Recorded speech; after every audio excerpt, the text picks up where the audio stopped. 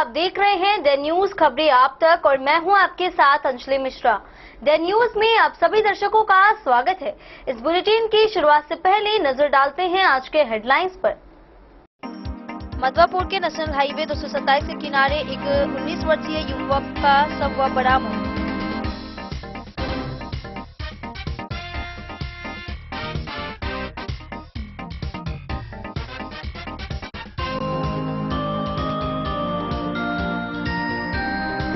बिजली थाना पुलिस ने कार्रवाई करते हुए अलग अलग जगह से 2 शराबी को किया गिरफ्तार, भेजा न्यायिक हिरासत में।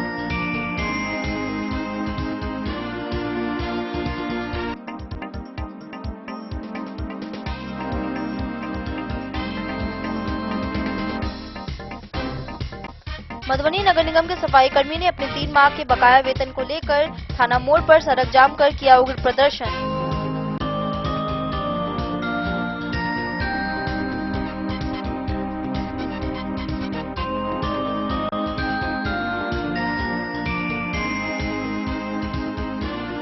नदनिया के जनता कॉलेज में शिक्षकों व कर्मियों का अनिश्चितकालीन धरना 17वें दिन भी रहा जारी।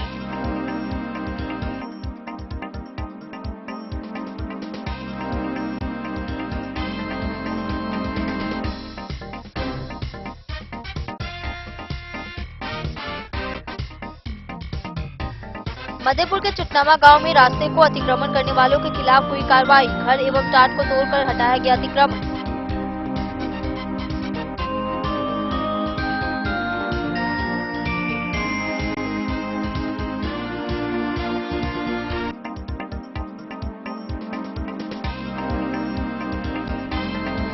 लखनऊ थाना के ईट भट्टा के पास एक विक्षिप्त 17 वर्षीय किशोर का शव हुआ बरामद।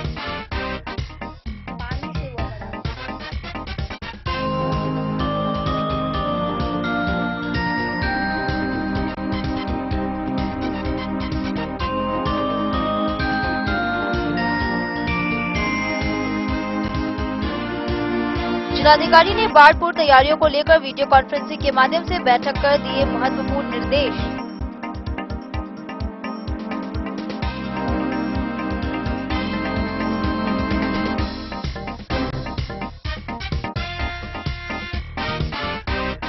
और जयनगर में कार्यालय सभागार में अनुमंडल अनुश्रवण समिति की हुई एक बैठक।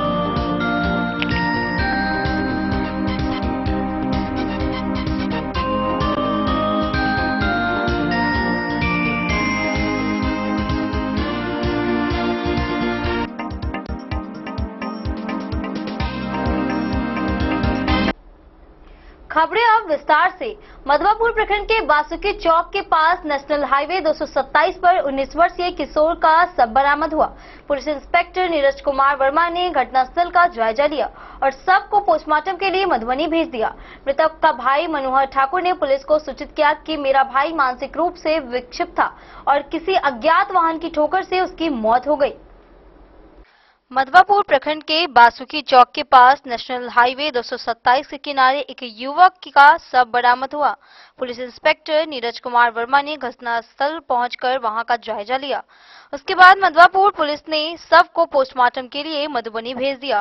मृतक की पहचान 19 वर्षीय सत्यम ठाकुर के रूप में हुई है। वो सीतामढ़ी जिले के भिट्टा थाना क्षेत्र स्थित श्रीखंडी भिट्टा निवासी स्वर्गीय राधे ठाकुर का बेटा था। मृतक का बड़ा भाई मनोहर ठाकुर ने मधवापुर पुलिस को पत्र लिखकर इस बात की जानकारी दी है। उसने थानाध्यक्ष को लिखा कि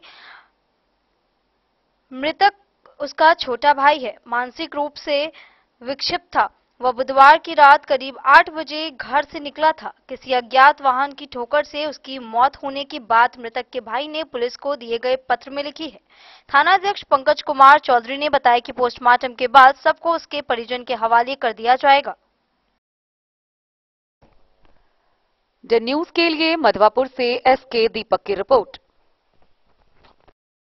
पुलिस ने नशे की हालत में 2 व्यक्तियों मोहम्मद शहजाद और दिलीप कुमार शर्मा को गिरफ्तार कर न्यायिक हिरासत में भेजा है। शहजाद अपनी पत्नी के साथ शराब की हालत में मारपीट करता था, जबकि दिलीप अपने पिता के साथ दोनों की शराब पीने की पुष्टि की गई है।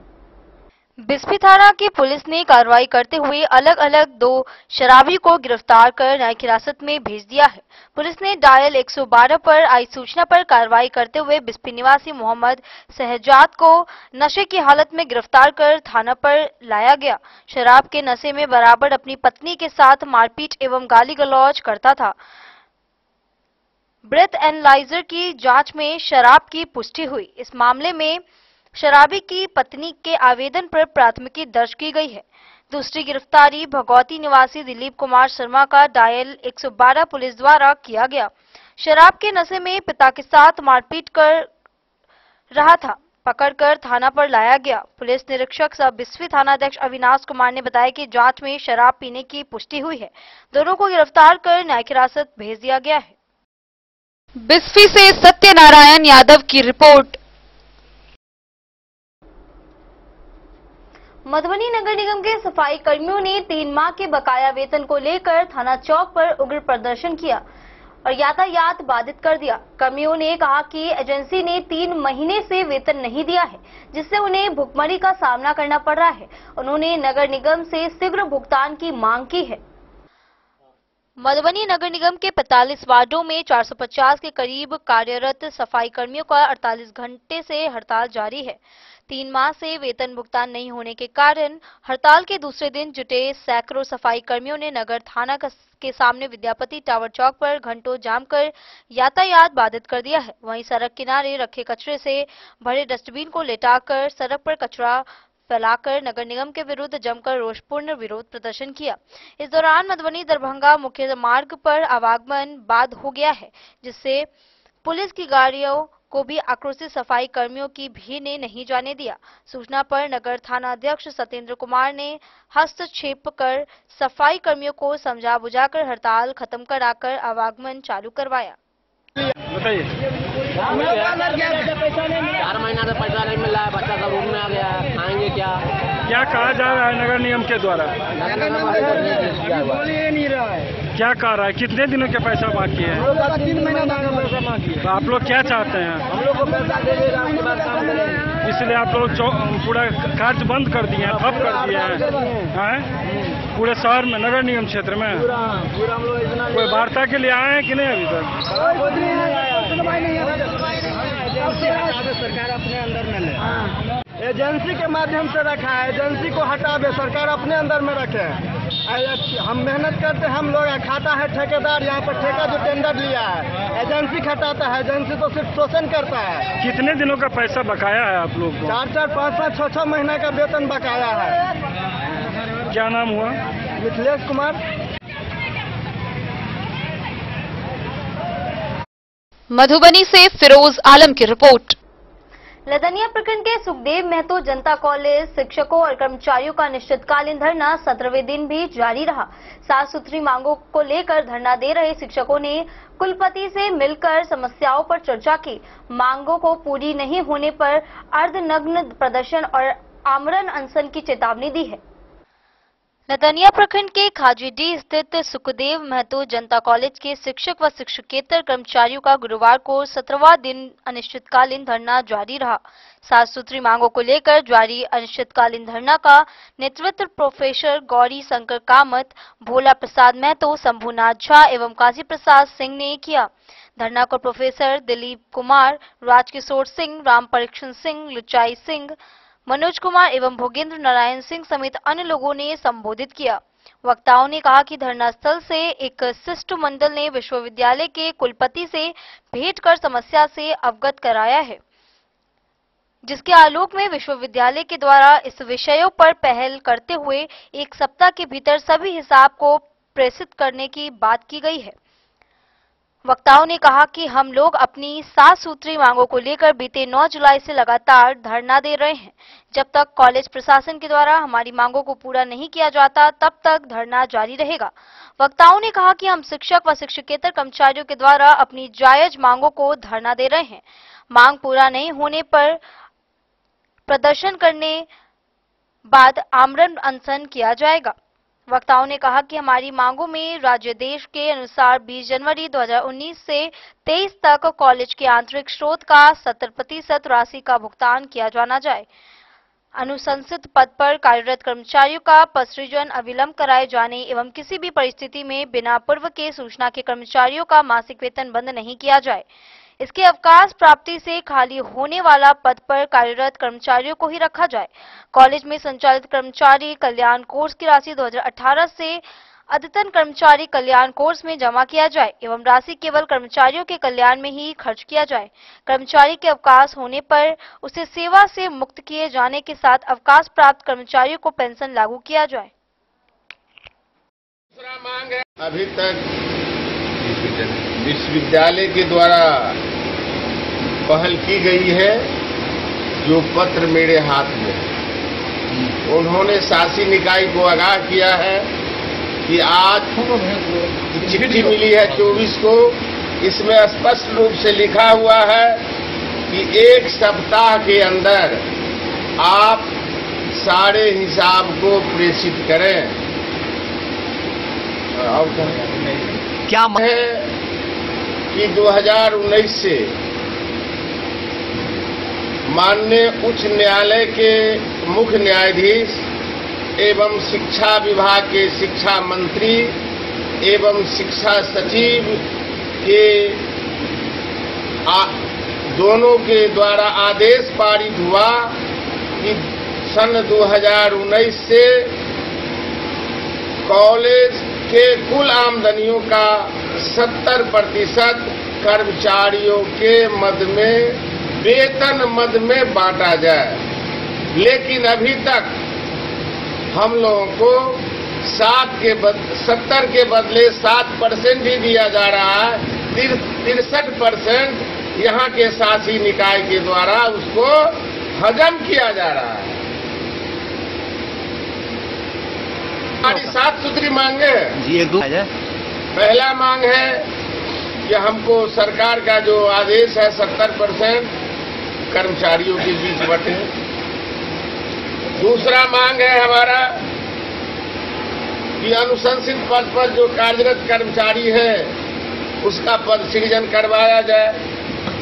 तीसरा है बिना पूर्व सूचना दिए हुए कर्मचारियों का जो वेतन है प्रधानाचार्यों के द्वारा रोक दिया जाता है, इसको नहीं रोका जाए। अवकाश, हम लोग के बीच से जो कर्मचारी अवकाश प्राप्त करते हैं, बार बार जीवी को से आग्रह किया गया कि आप बाहरी व्यक्ति को इस पद पर पदस्थापित न करें, बल्कि इसी बीच से जो कर्मचारी जिस लायक है, जो पद खाली हुआ है, उस पर उसकी बहाली की जाए।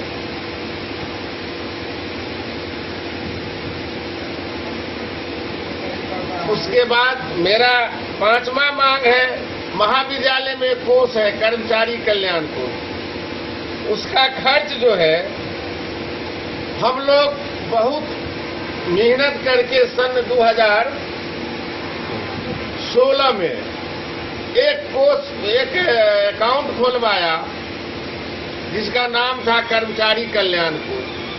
उसमें लगभग 16 लाख रुपया था। हम लोगों ने किसी तरह से उसमें 16 लाख रुपया जमा किया, लेकिन इससे पूर्व जो प्रधानाचार्य थे उन्होंने, जब मैंने उनसे प्रधानाचार्य कक्ष में पूछा कि सर वह जो कर्मचारी कल्याण कोष का पैसा है वह कर्मचारी सब अवकाश प्राप्त कर रहे हैं, उसके बीच उसका जो है सो कुछ राशि दे दिया जाए उसमें से। तो उन्होंने स्पष्ट रूप से कहा हमें। डेन न्यूज के लिए जयनगर से मोहम्मद अली की रिपोर्ट। जिला कांग्रेस अध्यक्ष मनोज कुमार मिश्र के नेतृत्व में कांग्रेस कार्यकर्ताओं ने बिहार को विशेष राज्य का दर्जा नहीं देने और युवाओं पर दमनात्मक कार्रवाई के खिलाफ अंबेडकर प्रतिमा के समक्ष प्रदर्शन किया। पूर्व स्वास्थ्य मंत्री कृपानाथ पाठक ने नीतीश सरकार पर वादा खिलाफी और बढ़ते अपराध का आरोप लगाया। जिला कांग्रेस के अध्यक्ष मनोज कुमार मिश्र के नेतृत्व में कांग्रेस कार्यकर्ताओं के द्वारा बिहार को विशेष राज्य का दर्जा नहीं देने एवं युवाओं पर बिहार सरकार के प्रशासन एवं पुलिस द्वारा दमनात्मक कार्रवाई के खिलाफ प्रतिरोध मार्च निकालकर अंबेडकर प्रतिमा के समक्ष प्रदर्शन किया गया। इस मौके पर बिहार सरकार के पूर्व स्वास्थ्य मंत्री कृपानाथ पाठक ने कहा कि नीतीश सरकार अपने ही बिहार को विशेष राज्य के वादे से मुकरकर बिहार की जनता से छलावा किए हैं। उनसे ऐसे व्यवहार की अपेक्षा नहीं थी। उनके शासन में जिस प्रकार से अपराध हत्या का ग्राफ निरंतर बढ़ रहा है, लोगों में चिंता व्याप्त है। किसानों को उनके उत्पाद पर बिना उचित मूल्य दिए बिना, गरीबों को उच्च गुणवत्ता शिक्षा दिए बिना विकसित राष्ट्र का सपना झूठ का पुलिंदा है। भाग लेने वालों में मुख्य रूप से डिप्टी मेयर अमानुल्लाह खान, मोहम्मद हासिम, रणधीर सेन, नित्यानंद झा, संजय कुमार, रमनजी झा, विनय झा, सुभाष कुमार राउत तथा अन्य लोगों ने भाग लिया।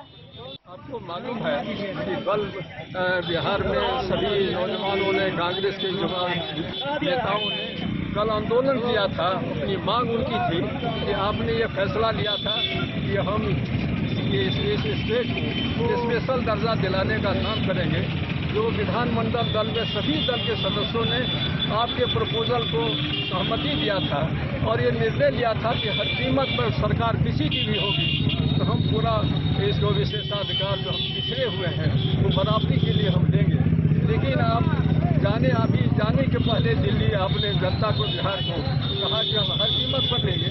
और जब आप फेल हो गया, कौन सा मेल उन्होंने किया भगवान जाने, अपने लाइफ को बरकरार रखने के लिए सरकार के लाइफ को हम पूरा काम कर सके।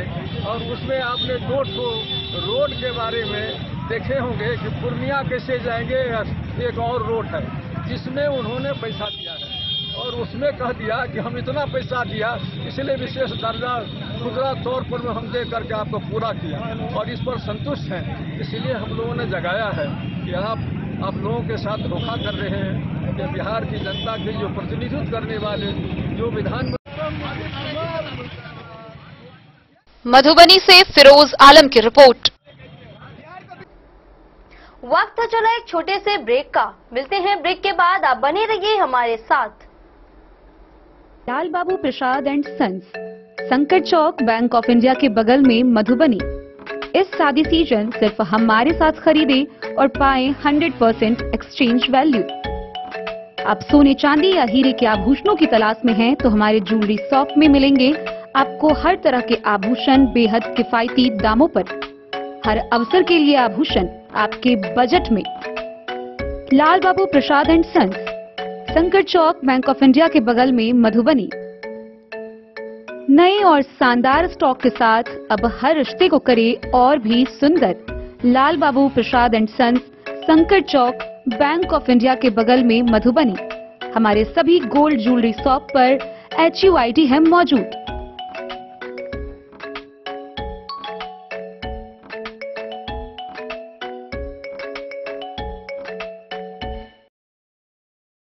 ट्रेंड के इस जमाने में क्या आप भी चाहते हैं स्टाइलिश और फैशनेबल कपड़े? क्या आप अपने लुक को अपग्रेड करना चाहते हैं? अगर हाँ, तो आज ही आएं Bombay fashion readymade sari showroom. हमारे पास पुरुषों, महिलाओं और बच्चों के लिए है नए से नए फैशन ट्रेंड में कपड़े और एक्सेसरीज का लार्ज कलेक्शन। आपके बजट और हर अवसर के लिए खास। चाहे काम के लिए हो नए आउटफिट की तलाश या पार्टी के लिए ड्रेस या किसी खास अवसर के लिए सूट, सलवार और साड़ी, हमारे पास है हर एक ब्रांड। क्रिम्सन क्लब, मुफ्ती, टर्टल और किलर के SIS स्टोर्स।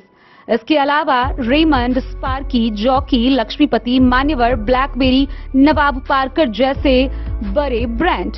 तो देर किस बात की, आज ही आए बॉम्बे फैशन साड़ी एवं रेडीमेड शोरूम। हमारा पता है महिला कॉलेज रोड, मधुबनी।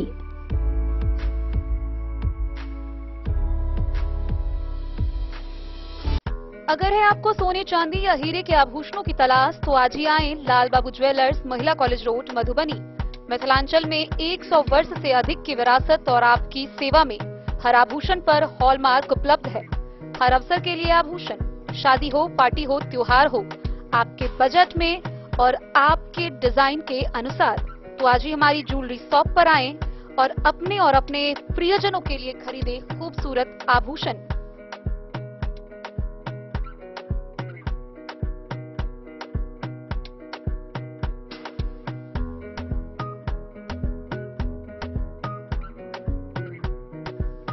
हार, चूड़ियां, अंगूठियां, झुमके, मंगलसूत्र और बहुत कुछ है शामिल, वो भी किफायती दामों में।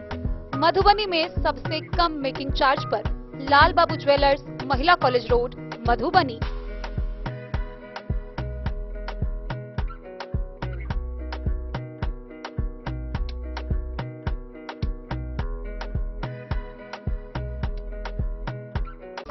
Jewellery house Swarnashri. सोने की शुद्धता मापने वाला यंत्र कैरेटोमीटर यहाँ उपलब्ध है, क्योंकि सोने की शुद्धता और आपके विश्वास के साथ कोई समझौता नहीं। रत्न, सोना व चांदी के हर तरह के आभूषणों के लिए एक बार अवश्य आएं। लाइट वेट व बेहतरीन कारीगरी वाले गहनों का अनूठा संगम। आपका भरोसा ही है हमारी पूंजी। बिना किसी मिलावट व पूरी शुद्धता के साथ हॉलमार्क गहने आपको देना हमारा परम कर्तव्य। तो देर किस बात की, अपने मनपसंद गहनों की खरीदारी के लिए आज ही आए।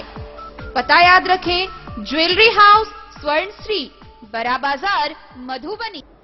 मधेपुर प्रखंड के चटनमा गांव में अतिक्रमण के खिलाफ कार्रवाई करते हुए अंचलाधिकारी नीतीश कुमार और सहायक थानाध्यक्ष वशिष्ठ कापर ने पुलिस बल के साथ अतिक्रमित घर और टाट को तोड़कर सड़क को अतिक्रमण मुक्त कराया है।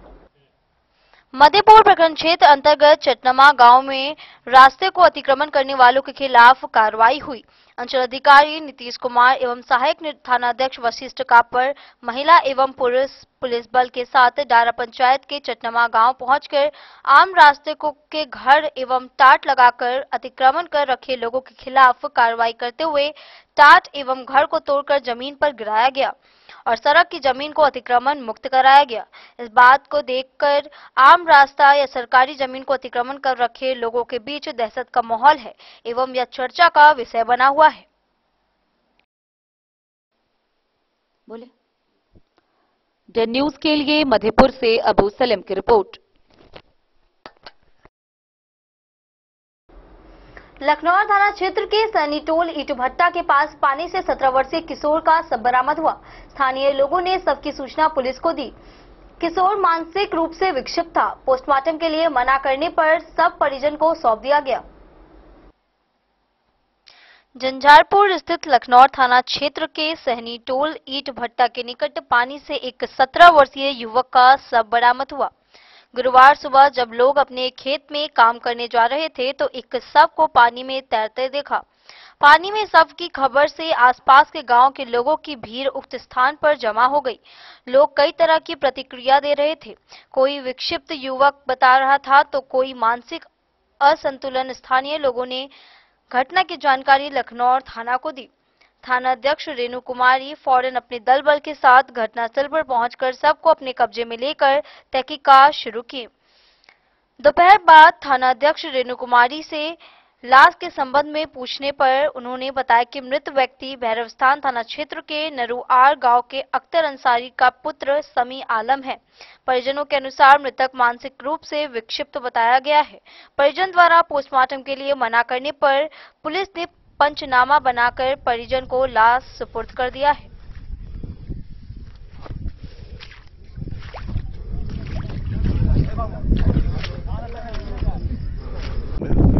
कैसे पता लगा कि यहाँ पर लाश है? हम घर पे थे तो कॉल गया, एक लड़का है वही सूखी पर लाश गिरा हुआ है पानी में। वहाँ तैयार हुए, तुरंत आ रहे थे, सरपंच साहब को साथ करने लगे। पता चला सरपंच साहब लड़का पहले आए हुए थे, देख के गए तो कहा कि नहीं हम देखे हैं लाश है। तो हम कहे प्रशासन को फोन करें, तो हाँ कीजिए हम देखते आए हैं लाश है। तो वहीं से हम प्रशासन को फोन किया, फिर उनको साथ करके फिर कहते चलिए कहाँ पर है दिखा दीजिए। यहाँ आए तो फिर और आदमी तो भीड़ लगा हुआ था ही। फिर प्रशासन से भी बात हुआ तो फिर वो टाइम से पहुँच गए हैं। अच्छा ये बताइए कि लाश का पहचान हुई? पहचान में इतना आया है कि लोग बोल रहा है कि पागल था, बोक था, लेकिन कहाँ का है नहीं है ये पहचान में नहीं आ रहा, अभी तक नहीं आया। अच्छा सर आप बताइए कि आपने क्या देखा? हम पेट्रोल पंप पे जा रहे थे तो एक लड़का यही लपटोलिया का बोला कि वहाँ पे एक ठो लाश है। तो आपके पास यदि किसी प्रशासन का नंबर है तो फोन कर दीजिए। हम भी मैडम को फोन किए, चौकीदार को फोन किए, कि आके थोड़ा देखिए, कह रहा है लाश वहाँ पे है। हम भी साथ में यहाँ आए तो देखते हैं सही में है लाश। अब कहाँ का है क्या है, अगल बगल का लोग बोल रहा है कि मतलब बोल नहीं पा रहा था, गूंगा है या पागल जैसा है। वही इतना लोग अभी आए हैं, कोई पहचान नहीं कर रहे हैं कहाँ का है नहीं है, बस इतना ही हमको पता है। अच्छा मुखिया जी, और कुछ कहना है इस पर? क्या कहेंगे, अब हो सकता है कि मिर्गी भी आता हो, क्योंकि पागल आदमी का दुश्मन क्या हो सकता है, अंदाजन लगाया जा सकता है। लेकिन क्या कहा जाए, इसमें तो हम लोग पूरा अनुभव नहीं रखते। कितना का उम्र होगा लगभग? 20 से 25 के बीच में होगा ये। अभी तक कोई भी पहचान नहीं पा रहा, पहचानने वाली कोई पहचान वाला नहीं हुआ। अच्छा ठीक है, केवल इतना हुआ है कि हाँ ये पागल था और बोक गूंगा। झंझारपुर से सरफराज सिद्दीकी की रिपोर्ट।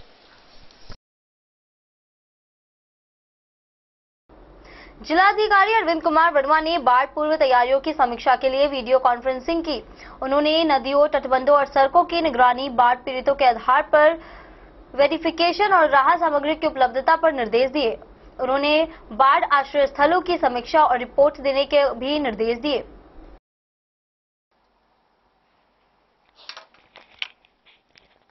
जिलाधिकारी अरविंद कुमार वर्मा ने देर शाम समाहरणालय स्थित वीडियो कॉन्फ्रेंसिंग कक्ष में जिले में बाढ़ पूर्व तैयारी को लेकर जिले के सभी अनुमंडल पदाधिकारियों, अंचल अधिकारियों एवं जिला स्तरीय सभी अधिकारियों के साथ वर्चुअल माध्यम से बैठक आयोजित की। जिलाधिकारी ने कहा कि बाढ़ पूर्व तैयारियों को सर्वोच्च प्राथमिकता में रखें, इसमें थोड़ी सी भी लापरवाही बर्दाश्त नहीं की जाएगी। जिलाधिकारी ने निर्देश दिया कि नदियों के जलस्तर, कटाव एवं तटबंधों की निगरानी, वर्षापात, भूजल स्तर आदि नियमित रूप से करें। उन्होंने यह कहा कि प्रतिनियुक्त तट अक्ष श्रमिकों से तटबंधों की निगरानी कार्य का प्रतिदिन रिपोर्ट ले। पॉलीथीन सीट की उपलब्धता की समीक्षा के क्रम में आपदा प्रबंधक विभाग के वरीय पदाधिकारी ने बताया कि वर्तमान में जिले में 39,871 सत्यापित पॉलीथीन सीट, 42 टेंट, 5 महाजाल, 70 लाइफ जैकेट व 129 खोज, बचाव एवं राहत दलों की संख्या उपलब्ध है। किसी भी तरह की असुविधा को न्यूनतम करने के लिए वर्तमान में जिले में कुल 97 परिचालन योग्य सरकारी नाव है। 36 निजी नाव के साथ इकरारनामा कर लिया गया है। जिलाधिकारी ने कहा कि सभी अंचल अधिकारी ये सुनिश्चित करें कि निजी नाव चालकों को विगत वर्षों की बकाया राशि का भुगतान ससमय कर दे। उन्होंने कहा कि आवश्यकता का आकलन करते हुए और भी निजी नावों के लिए इकरारनामा कर ले। समीक्षा के क्रम में यह पाया गया कि जिले में वर्तमान में परिचालन योग्य 6 मोटर बोट उपलब्ध है, जिसकी एसडीआरएफ की टीम के द्वारा जांच कर ली गई है। जिलाधिकारी ने सभी सीओ को पॉलीथीन सीट सहित आपदा के सभी संसाधनों का भौतिक सत्यापन कर रिपोर्ट देने का निर्देश दिया है। उन्होंने स्थायी बाढ़ आश्रय स्थल के साथ साथ अस्थायी बाढ़ आश्रय स्थल की समीक्षा के क्रम में कहा कि बाढ़ आश्रय स्थल में पेयजल, शौचालय आदि मूलभूत व्यवस्थाएं का एक बार पुनः भौतिक सत्यापन कर ले। साथ ही भौतिक सत्यापन करते हुए फोटो भी आपदा प्रबंधन व्हाट्सएप ग्रुप में प्रेषित करें। बाढ़ राहत केंद्र व सामुदायिक रसोई की समीक्षा के क्रम में आपदा प्रभारी ने बताया कि बाढ़ राहत केंद्रों एवं सामुदायिक रसोई की अद्यतन सूची एवं दशांतर टैगिंग के साथ सभी अंचलों से प्राप्त कर उसकी रिपोर्ट विभाग को भेज दी गई है। उन्होंने सभी अंचल अधिकारियों को निर्देश दिया कि बाढ़ के क्रम में अनुग्रह अनुदान भुगतान हेतु परिवारों की सूची का आपदा समूह पोर्टल पर 2 दिनों के अंतर 100% अपडेट कर लें, ताकि आपदा की स्थिति में लाभुकों को पूरी सहजता के साथ उनके खाते में ससमय राहत राशि भेजी जा सके। गौरतलब हो कि अभी तक 3,18,064 लाभुकों का आपदा संपूर्ति पोर्टल पर अपडेट किया जा चुका है। उन्होंने उपस्थित आरसीडी सहित अन्य संबंधित अभियंताओं को निर्देश दिया कि अतिवृष्टि से क्षतिग्रस्त सड़कों को अविलंब मोटरेबल कर आपदा शाखा में रिपोर्ट करें। उन्होंने बैठक से अनुपस्थित आरसीडी झंझारपुर के कार्यपालक अभियंता को स्पष्टीकरण पूछने का भी निर्देश दिया है। जिलाधिकारी ने बाढ़ पूर्व तैयारी के संबंध में सभी अनुमंडल पदाधिकारी को सतत मॉनिटरिंग तथा सुविधाओं का भौतिक सत्यापन करने का भी निर्देश दिया है। उन्होंने जिले के सभी अनुमंडल पदाधिकारियों को निर्देश दिया कि वे सभी अपने क्षेत्राधीन बांधों का निरीक्षण एक बार पुनः कर ले। यदि किसी स्थान पर उन्हें बांध की वर्तमान संरचना में कोई त्रुटि दिखाई दे तो अविलंब संबंधित अभियंता से समन्वय कर उसका त्वरित समाधान कर ले। जिलाधिकारी ने निर्देश दिया कि विभिन्न आपदाओं में मृत व्यक्तियों के निकटतम आश्रितों को ससमय अनुग्रह राशि का भुगतान हो सके। इसको लेकर सभी सीओ हर हाल में लंबित अभिलेखों को आपदा शाखा में एसडीओ के माध्यम से अविलंब भेजवाना सुनिश्चित करें। उक्त बैठक में वरीय आपदा प्रबंधक पदाधिकारी संतोष कुमार, प्रभारी जिला आपदा प्रबंधन शाखा जिला जनसंपर्क पदाधिकारी परिमल कुमार सहित अन्य वरीय अभियंता व पदाधिकारी आदि उपस्थित रहे। डेन न्यूज के लिए सोनू कुमार की रिपोर्ट। भाजपा मधुबनी जिला अध्यक्ष शंकर झा ने 2024 व 2025 के बजट को बहुजन हिताय बताया। उन्होंने कहा कि यह बजट 2047 तक के विकसित भारत और अमृत काल को ध्यान में रखकर पेश किया गया है, जिसमें युवा, किसान, गरीब, व्यापारी और महिलाओं के हितों का ध्यान रखा गया है। भारतीय जनता पार्टी जिला कार्यालय के सभागार में प्रधानमंत्री मोदी के तीसरे कार्यकाल की पहली बजट पेश की गई। संसद में 2024 और 2025 का बजट वित्त मंत्री निर्मला सीतारमण ने की। इस अवसर पर भाजपा मधुबनी जिलाध्यक्ष शंकर झा, जिला महामंत्री देवेंद्र कुमार यादव, जिला मीडिया प्रभारी मनोज कुमार मुन्ना, आईटी सेल जिला संयोजक राजीव झा, मंडल प्रभारी वागिसकांत झा ने प्रेस से बात की। इस अवसर पर जिला अध्यक्ष ने कहा कि यह बजट दूरगामी सोच के साथ 2047 तक के विकसित भारत एवं अमृत काल को देखते हुए यह बजट पेश किया गया है।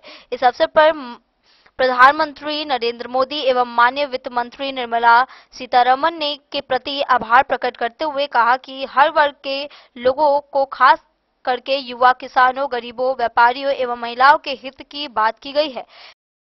के सीजन के लिए 50,000 करोड़ लोगों को लिए व्यवस्था करने का काम हो रहा है। यानी कुल मिलाकर के बजट गांव, गरीब, किसान, मजदूर, महिला के लिए संपूर्ण रूप से विकसित करने का काम नरेंद्र मोदी के सरकार में हुआ है। और जो विरोधी चिल्ला रहे हैं उससे मैं पूछना चाहता हूं कि इस देश में जब कांग्रेस की सरकार थी तो उन्होंने गांव, गरीब, किसानों के लिए क्या क्या काम किए हैं। आज कृषि आधारित उद्योग लगाने के लिए इस बजट में प्रावधान किया गया है। किसानों की आय दुगुनी किस तरह होगी उसके लिए इस बजट में प्रावधान किया गया है। महिलाओं का आत्मसम्मान किस तरह बढ़ेगा इस बजट में काम किया गया है। नौजवानों का रोजगार का सृजन किस तरह होगा इस बजट में काम किया गया है। गरीबों को 24 घंटा मुफ्त में बिजली किस तरह से मिलेगी इसके लिए पीएम सूर्य योजना का इसमें प्रावधान किया गया है। कुल मिलाकर यह बजट गाँव, गरीब, किसानों का बजट है, महिलाओं का बजट है, नौजवानों का बजट है। सर, नरेंद्र मोदी जी के तीसरे कार्यकाल में आज बजट पास किया गया है 24-25 का निर्मला सीतारमण के द्वारा, वित्त मंत्री के द्वारा। क्या कहना चाहिएगा, किस तरह से देखते हैं इस बजट को आप लोग? आज बहुत खुशी की बात है, भारतीय जनता पार्टी के नेतृत्व में आदरणीय नरेंद्र भाई मोदी जी को पूरे देशवासियों ने तीसरी बार भारत के प्रधानमंत्री के रूप में स्वीकार किया है। और उनके नेतृत्व में आज यह पहला बजट आदरणीय सीतारमण जी के द्वारा पेश की गई है। भारत संकल्प से सिद्धि की ओर, और यह समय अमृत काल का है। 47 तक का भारत कैसा हो इसका एक झलक इसमें दिखाई गई है। यह बजट आम जनों के लिए, सभी वर्गों के लिए, सभी राज्यों के लिए उचित, सम्मानजनक और ऐतिहासिक बजट पेश की गई है। इस बजट से पूरे देश में हर समाज को फायदा होगा। राजकीय कोष में काम करने की जो तरीका थी उसमें कुछ बदलाव आएगा। खासकर सौर ऊर्जा, जिस क्षेत्र में हमें आगे बढ़ना है, हर देश आगे बढ़ने का प्रयास कर रहा है, उसके लिए भी कई व्यवस्था की गई है। सौर ऊर्जा पर बहुत अच्छा से किसानों के लिए, युवाओं के लिए, महिलाओं के लिए, सभी वर्गों के लिए जो व्यवस्था की गई है, यह बजट सराहनीय है। हम भारतीय जनता पार्टी मधुबनी जिला की ओर से अपने प्रधानमंत्री जी को, सीतारमन जी को हार्दिक बधाई और एनडीए को हार्दिक बधाई दे रहे हैं आपके माध्यम से। सर, विपक्ष हमलावर है, करे कि ढकोसला है, गरीबों के लिए कुछ नहीं किया गया इसमें। देखिए, विपक्ष क्या कह रहा है वो उनका विषय है, वो अपना बोलते हैं, लेकिन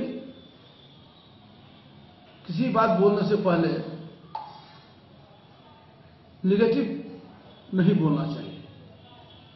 उनका जो अपना धर्म है वो निभा रहे हैं, लेकिन नेतृत्व करने वाले जो होते हैं विपक्ष के लोग, हम लोग भी विपक्ष में थे, हम लोग भी विषय को रखते थे, हमारा दल भी रखता था, लेकिन हर विषय को आप देखे होंगे आज के सांसद में हमारे मुख्य अतिथि दूसरे देशों से आए हुए हैं इस सत्र को देखने के लिए। वो बैठे हुए हैं, सबका परिचय हमारे जो लोकसभा के अध्यक्ष हैं उन्होंने परिचय भी करा दिया था शुरू में ही। उसके बावजूद भी आप अपने को संयमित नहीं रख रहे हैं, तो क्या मैसेज देना चाहते हैं विदेश में, वो आपका विषय है। हम लोग या आम जनता इस बजट को सराहना कर रही है। विशेष राज्य का दर्जा जो मिलने वाली थी उसको कहीं न कहीं केंद्र सरकार खारिज कर दी है। नहीं, विशेष राज्य का दर्जा में टेक्निकल कुछ बात है जो नहीं दिया जा सकता है, उसके लिए बहुत कानूनी दावपेच है, लेकिन विशेष पैकेज तो दिया जा सकता है जो दिया गया है। अब बिहार के नाम कई बार लोकसभा में ली भी गई है, जिसके लिए कुछ राज्यों के लोग उठी भी कर रहे थे। विपक्ष हमलावर है, इसे लेकर के क्या कहना चाहेंगे? विपक्ष हमलावर। Bureau report Madhubani. जयनगर अनुमंडल कार्यालय में गुरुवार को अनुमंडल स्तरीय अनुश्रवण समिति की बैठक हुई, जिसकी अध्यक्षता एसडीओ वीरेंद्र कुमार ने की। बैठक में फर्जी नर्सिंग होम, जाम, पीडीएस, आयुष्मान कार्ड, ई-केवाईसी और आधार कार्ड की समस्याओं पर चर्चा की गई। जयनगर अनुमंडल कार्यालय सभागार में गुरुवार को अनुमंडल स्तरीय अनुश्रवण समिति की बैठक आयोजित हुई। बैठक की अध्यक्षता एसडीओ वीरेंद्र कुमार ने किया। बैठक में आपूर्ति पदाधिकारी विपिन कुमार अंशु, एसएफसी प्रबंधन महफूज आलम, मुख्य पार्षद कैलाश पासवान, लदनिया प्रमुख प्रमीला देवी, भाकपा माले सचिव भूषण सिंह, भाजपा अध्यक्ष उद्धव कुंवर, लोजपा अध्यक्ष प्रदीप पासवान, राजीव सिंह समेत अन्य लोग मौजूद रहे। बैठक में सदस्यों ने कई तरह के ज्वलंत समस्याओं से अधिकारियों को अवगत कराते हुए समाधान करने की मांग की। बासोपट्टी के राजीव सिंह ने पीडीएस दुकानदारों के पास आयुष्मान कार्ड बनाने में कठिनाई हो रही है, इसकी बात कही। भाकपा माले नेता कुमार राणा प्रताप सिंह ने कहा कि कई जगहों पर ई-केवाईसी की समस्या आ रही है, जिस कारण लोगों को परेशानी हो रही है। आधार कार्ड बनाने के लिए सेंटर कर्मी द्वारा निर्धारित से अधिक राशि लिया जा रहा है। भाकपा माले सचिव भूषण सिंह ने कहा कि एसएफसी गोदाम जयनगर से लदनिया स्थानांतरित होने के कारण ससमय खाद्यान्न समय से ही नहीं पहुंच पाता है। लोजपा अध्यक्ष प्रदीप पासवान ने कहा कि शहर को व्यवस्थित करने के लिए सब्जी मंडी को बाजार समिति में स्थानांतरण करना जरूरी है। एसएफसी गोदाम की क्षमता बढ़ाकर निर्माण कराया जाए। विष्णुदेव भंडारी ने कहा कि पीडीएस विक्रेताओं द्वारा अनाज वजन से कम वितरण किया जा रहा है। नए राशन कार्ड धारियों के बने आयुष्मान कार्ड को नेट पर अपलोड नहीं किया गया है। आधार कार्ड सेंटर की संख्या बढ़ाई जाए। जदयू अध्यक्ष राजकुमार सिंह ने कहा कि सीमावर्ती क्षेत्रों में अवैध रूप से फल फूल रहे हैं। फर्जी नर्सिंग होम जहां चिकित्सक का अता पता नहीं होता, लेकिन कई नामचीन चिकित्सकों के नाम वाले बोर्ड लगाए जा रहे हैं। एसडीओ ने सदस्यों से कहा कि पूर्व की बैठक में जो बातें कही गई थी उसके अनुसार जुलाई तक का खाद्यान्न वितरण हो चुका है। 1024 नया राशन कार्ड बनाए गए हैं। 513 रद्द एवं 331 कार्ड के आवेदन को जांच के बाद रद्द किया गया है। 31 जुलाई तक विशेष अभियान के तहत आयुष्मान कार्ड बनाया जा रहा है।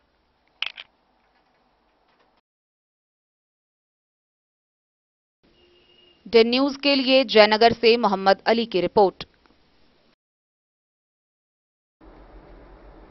वक्त चला एक छोटे से ब्रेक का। मिलते हैं ब्रेक के बाद, आप बने रहिए हमारे साथ। होटल गोकुल राज।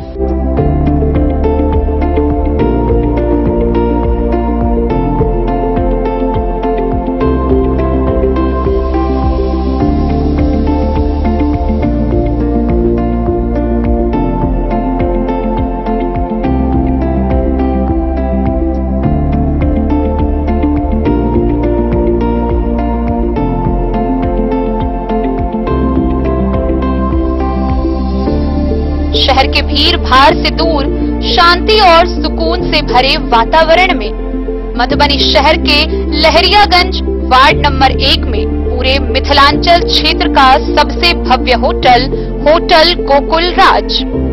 4 मंजिला इमारत की इस होटल में है 4 बड़े बड़े बैंकेट हॉल, रिंग सेरेमनी, शादी, मीटिंग या पार्टी, हर एक आयोजन के लिए अलग से हॉल की व्यवस्था, रेस्टोरेंट की व्यवस्था जहां एक से बढ़कर एक लजीज व्यंजनों का मिलेगा संगम, और रहने का उचित प्रबंध, suite room, AC room, non AC room से सुसज्जित होटल जहां लिफ्ट की भी है व्यवस्था, पार्किंग का पूरा इंतजाम। तो आइए और जिंदगी में खुशियों से भरी यादें शामिल करिए। होटल गोकुल राज मधुबनी में आप लोगों का स्वागत है। होटल गोकुल राज, लहरियागंज वार्ड नंबर 1 मधुबनी। शुभ शगुन वाटिका मैरिज गार्डन, मधुबनी शहर के बीचों बीच बाबू साहिब चौक पर आपकी सुविधा अनुसार आकर्षक और भव्य मैरिज गार्डन, शगुन वाटिका विवाह भवन, रिंग सेरेमनी हो या हो शादी, छोटा बड़ा पारिवारिक समारोह हो या हो कोई उत्सव या पार्टी, शगुन वाटिका मैरिज गार्डन दे रहा है आपको सबसे बेहतरीन सेवा। बुकिंग के लिए संपर्क करें गणपति टेंट हाउस, पुराना LIC कैंपस, खादी भंडार, मधुबनी। संपर्क सूत्र 7903625254। विवेकानंद मिशन विद्यापीठ, शिक्षा के क्षेत्र में एक नया आयाम, अब छोटे बच्चों के लिए भी आधुनिक सुविधाओं के साथ उपलब्ध। विवेकानंद मिशन विद्यापीठ जूनियर, जहां क्लास प्री नर्सरी से 5th स्टैंडर्ड तक के बच्चों का एडमिशन प्रारंभ है। अगर आप भी चाहते हैं अपने बच्चों का शिक्षा के क्षेत्र में बेहतर विकास, तो विवेकानंद मिशन विद्यापीठ जूनियर है आपके लिए तैयार। 2.5 से 10 वर्षों के बच्चों के लिए आपको मिलेगा आधुनिक सुविधाओं के साथ एक बेहतर शिक्षा का माहौल। CBSE बेस्ड करिकुलम सिलेबस के साथ साथ स्टूडेंट्स होंगे art and craft, game and sports और कल्चरल एक्टिविटीज में अव्वल। इंग्लिश मीडियम के माहौल के बीच स्टूडेंट्स बनेंगे स्मार्ट, जहां किताबी ज्ञान के साथ साथ हर क्षेत्र में स्टूडेंट्स होंगे अवेयर। हॉबीज और इंटरेस्ट को मिलेगी प्राथमिकता। तो आइए और अपने बच्चों के बेहतर भविष्य के लिए आज ही नामांकन करवाइए। विवेकानंद मिशन विद्यापीठ जूनियर, हमारा पता है तिरहुत कॉलोनी, नगर परिषद, main road, ward number 21, Madhubani.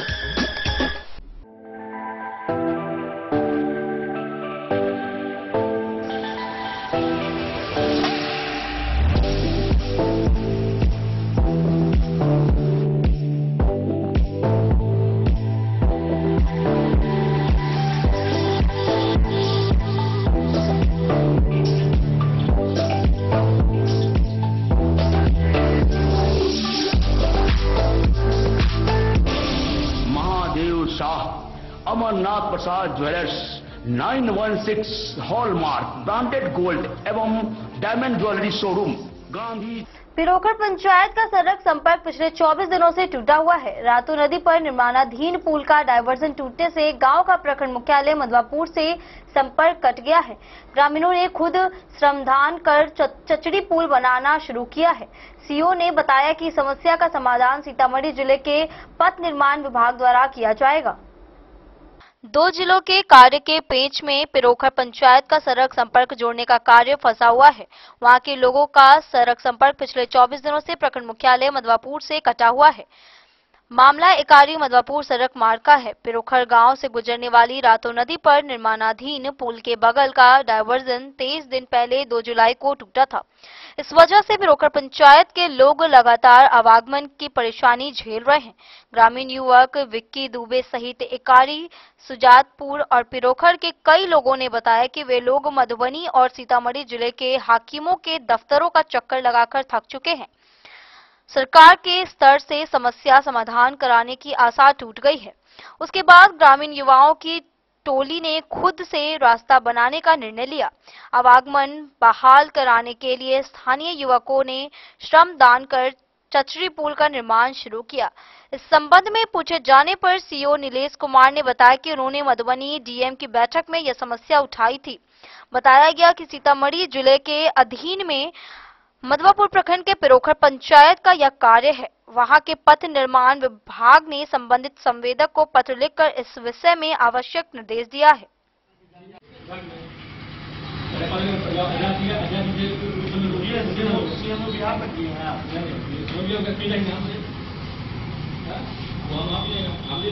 अपने जो मालिक हम लोग का विभाग है उसको सूचित कर दिया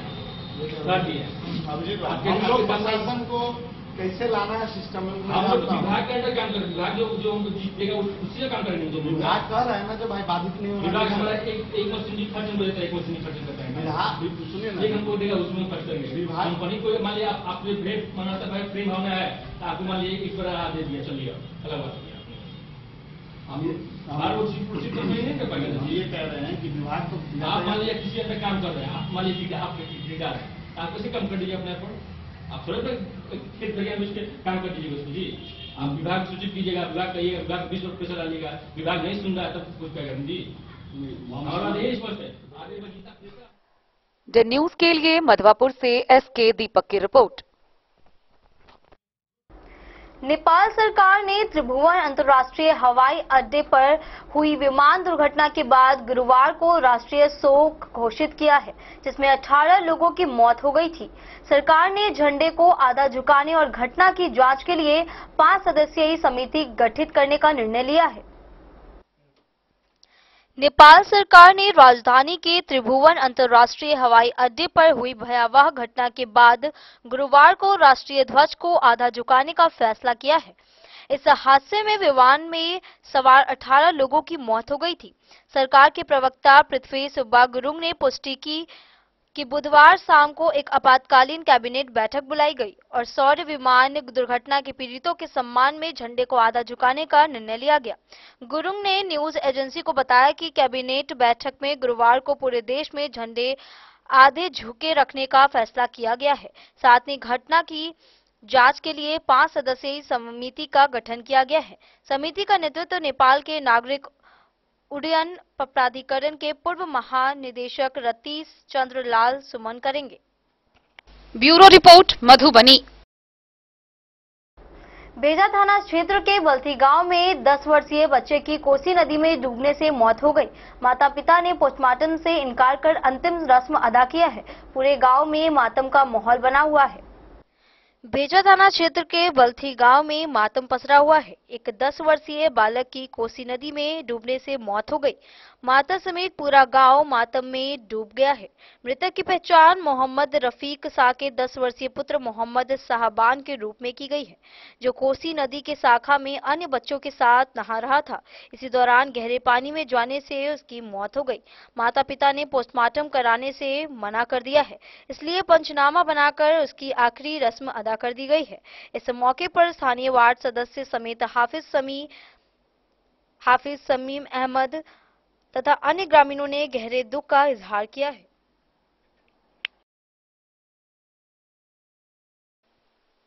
बोले। डेन न्यूज के लिए मधेपुर से अबू सलीम की रिपोर्ट।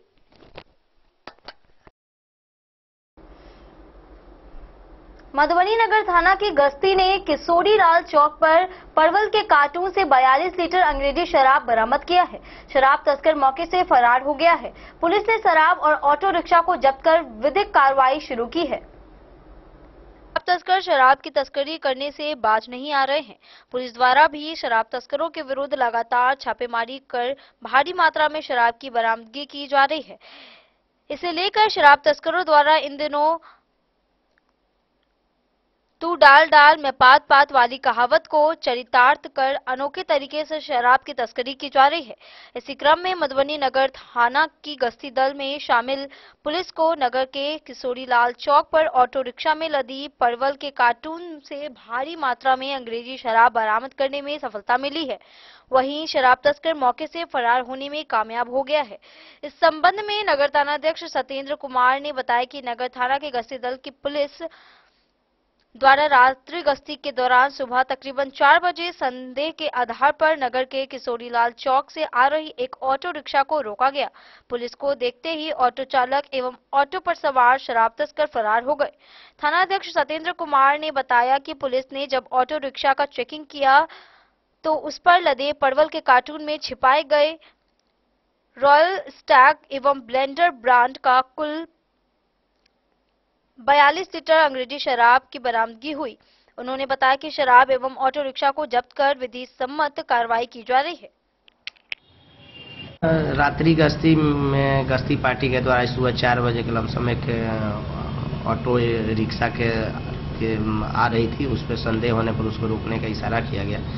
उसी में वो ऑटो रिक्शा वाला गाड़ी छोड़कर भाग गया। जब उसको गाड़ी को सर्च किया गया तो गाड़ी पर बोरा में परवल का कार्टून लादा होता है, सब्जी परवल जो होता है उसके कार्टून के अंदर छिपा करके अंग्रेजी शराब रखा गया था। उसको बरामद किया है। टोटल 42 लीटर अंग्रेजी शराब की बरामदगी हुई है। कहाँ से कहाँ जा रही थी? ये अब वो सोढ़ी स्कूल, वो किशोरी लाल चौक से सोढ़ी स्कूल की तरफ आ रहा था गाड़ी। उसी में गश्ती पार्टी के द्वारा रोका गया है। गाड़ी छोड़कर भाग गया है, उसे बरामद हुई। Bureau report Madhubani. डेंगू के रोकथाम के लिए डीएम अरविंद कुमार वर्मा ने बैठक में रैपिड रिस्पांस टीम गठित करने, अस्पताल में बेड आरक्षित करने और माइकिंग के जरिए जागरूकता फैलाने के निर्देश दिए हैं। एंटी लार्वा छिड़काव और साफ सफाई पर ध्यान देने की अपील की गई है। बारिश के मौसम को देखते हुए जिले में डेंगू के नियंत्रण को लेकर जिला प्रशासन व स्वास्थ्य विभाग पूरी तरह से अलर्ट मोड में है।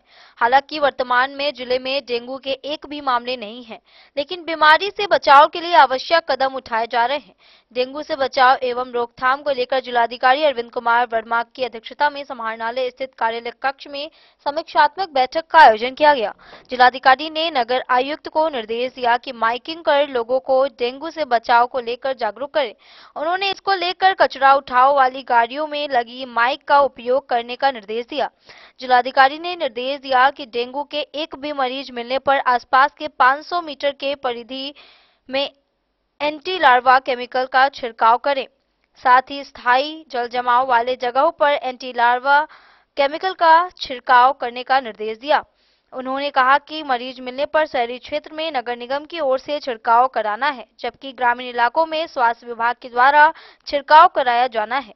यह अभियान ठंड के मौसम आने तक चलता रहेगा। जिलाधिकारी ने सिविल सर्जन को निर्देश दिया कि डेंगू एवं चिकनगुनिया जैसे गंभीर रोग से निपटने के लिए जिले में रैपिड रिस्पांस टीम का गठन करें, ताकि जिला स्तर से लेकर सामुदायिक स्तर पर आम लोगों में इन रोगों के प्रति जागरूकता व इलाज की सटीक जानकारी दी जाए। साथ ही आपातकाल स्थिति में सक्रिय रहने की जिम्मेदारी इस टीम को दी जाए। ACMO doctor R K. सिंह ने बताया कि डेंगू के मरीज के अस्पताल में भर्ती होने की स्थिति में मरीज के लिए सदर अस्पताल में 8 बेड, सभी चारों अनुमंडलीय अस्पताल में 4 बेड तथा 17 पीएचसी में 2 बेड आरक्षित किया गया है। डॉक्टर ने बताया कि वर्ष 2019 में जिले में डेंगू के 273 मामले थे, वहीं 2020 में 7, वर्ष 2021 में 5 और मार्च 2022 में 64 और वर्ष 2023 में 79 एवं वर्ष 2024 में अभी तक एक भी मामले डेंगू से नहीं आए हैं। बैठक के दौरान डॉक्टर ने बताया कि रोगों से बचाव के लिए जिले में छिड़काव किया जाता है। स्वास्थ्य विभाग, नगर निकाय और दूसरे विभागों की टीम द्वारा घर घर जाकर लोगों को बचाव के प्रति जागरूक किया जाता है। डेंगू मच्छर संक्रमित एडिज मच्छर के काटने से फैलता है। केवल 2 फुट की ऊंचाई तक उड़ पाने वाला यह मच्छर साफ पानी में पनपता है। गंदे या चलते पानी में एडिस मच्छर अंडे नहीं देते हैं। इसके लिए थोड़ा सा यानी 1 चम्मच पानी भी पर्याप्त होता है। एडिस मच्छर केवल दिन में ही काटता है, इसलिए घर के अंदर भी पूरे कपड़े पहनकर रहना चाहिए। अपने घरों या आसपास में साफ सफाई का विशेष ध्यान रखना चाहिए। इस तरह के मच्छरों को बढ़ाने में सबसे ज्यादा महत्वपूर्ण योगदान कूलर, एसी और फ्रिज की भूमिका रहती है, क्योंकि इसी तरह के जगहों पर एडिस मच्छर अंडे देती है। इसलिए फ्रिज की ट्रे को भी नियमित रूप से साफ करते रहें।